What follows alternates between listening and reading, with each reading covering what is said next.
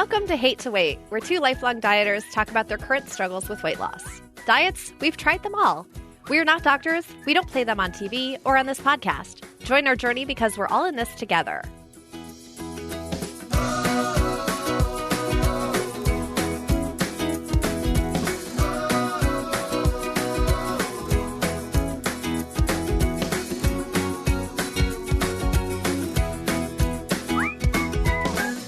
Hey, Emily. Oh, Emily's not here today. Emily's not feeling well. And she was like, I've had a really bad headache. And I said, you know what? Take care of yourself. Don't worry about the show. We were going to cancel, but I figured, why not try and do something that's really outside my comfort zone? Because it seems to be that's what I've been doing for the past week. So I'm going to give this a whirl. It's going to be an abbreviated version of the show.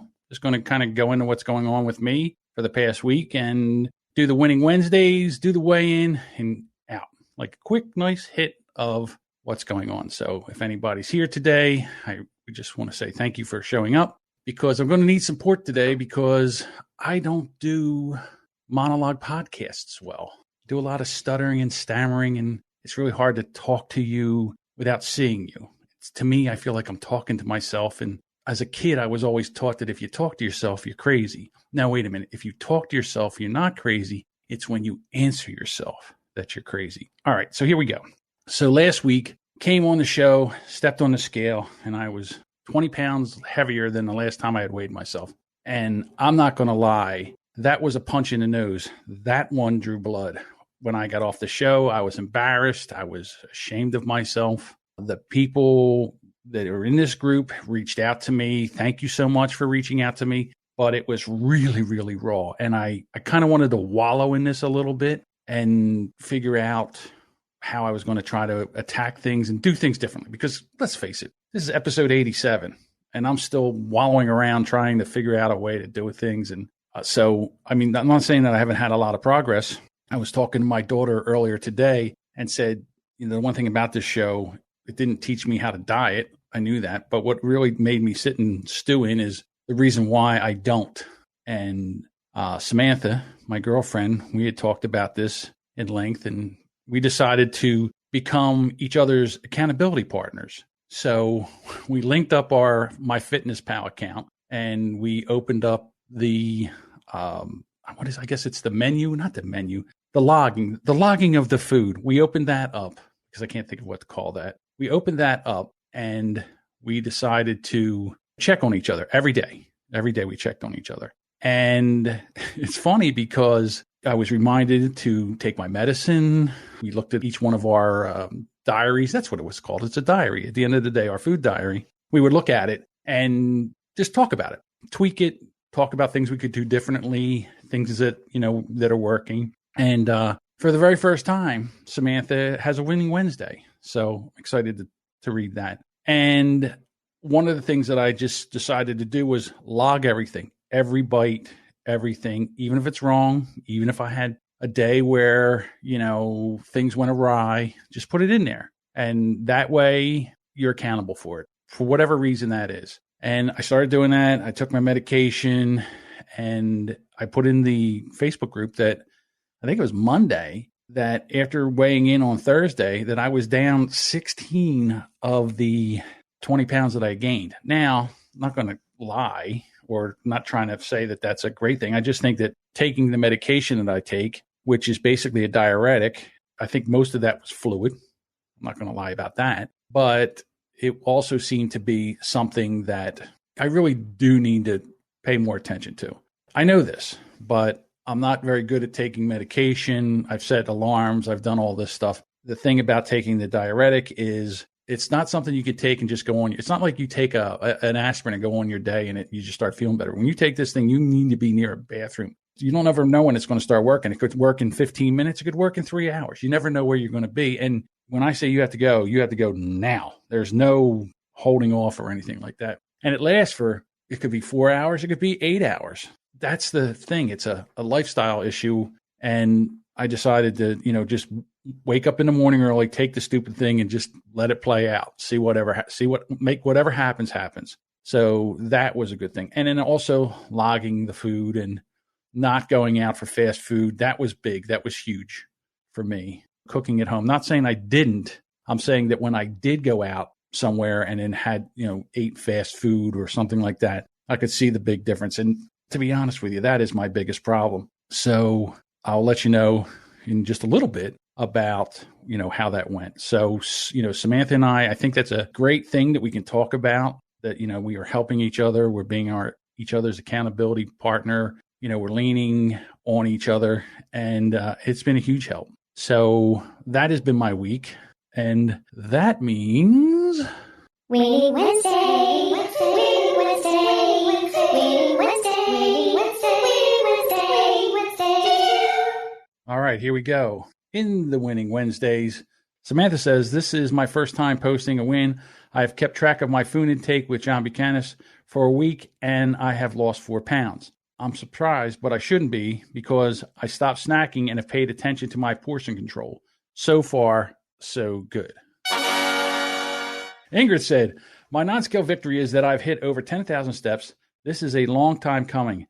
I also got over 40,000 steps in a 30,000 step challenge as of last Sunday. I hit my step goal 469 days in a row. Wow. I'll tell you what, Ingrid, you are a walking dynamo. Erica says, trying my hand at intermittent fasting. Started with a 13-11 circadian rhythm fast. It's on my app. Never heard of that. And trying to stretch it by half an hour each day. 2 successful days so far.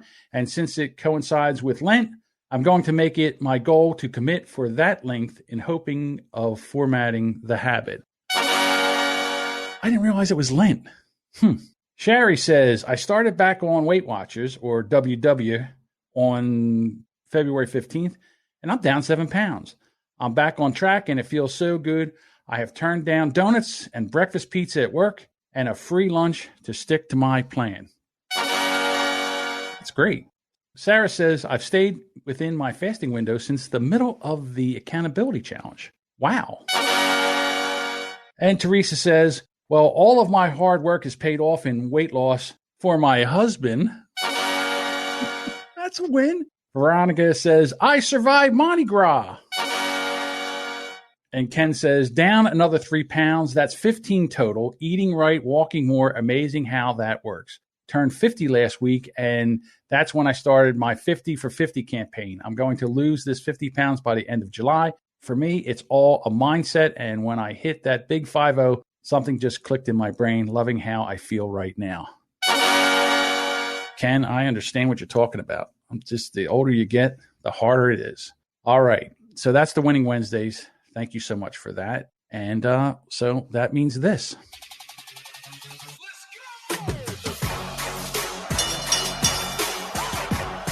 Ladies and gentlemen, now is the time for the moment you have all been waiting for. It's time for the weigh-in. Okay, so last week I was up 20 pounds. And this week I am down 18 of those 20 pounds. So basically, I think most of that was water weight. I'll take it.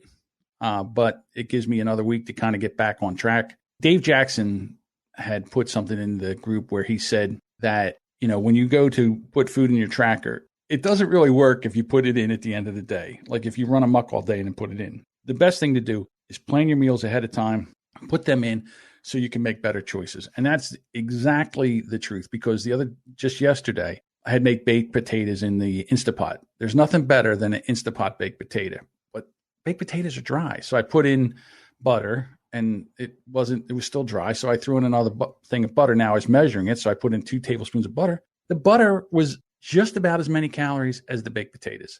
So again, I started talking to Samantha and I said, well, what could I use besides baked potatoes? And she said, you know what? Why not use salsa or like olive oil or something like that to just kind of moisten things up? Because that's basically what I was looking for. And it was a good idea. So I'm going to try that. Basically, logging things and then looking at the calorie count. And then so if you find out that the bread you're eating is more than the meal you're eating, then maybe you can cut back on stuff like that. So that's where I'm at right now, tracking my food, trying to do the intermittent fasting. Oh, before I forget, there's one thing I did want to talk about. Andrea had put an article in the group And it says, tiny cells that connect our physical and mental health solve decade-old mysteries of why toxic stress leads to brain changes and sparks depression and anxiety. And what it's talking about is inflammation. So there's certain foods or certain diets that where you end up with a lot of inflammation. I have that. It's in my knees. And I know that when I'm taking my medication and I'm not, full of fluid and full of inflammation,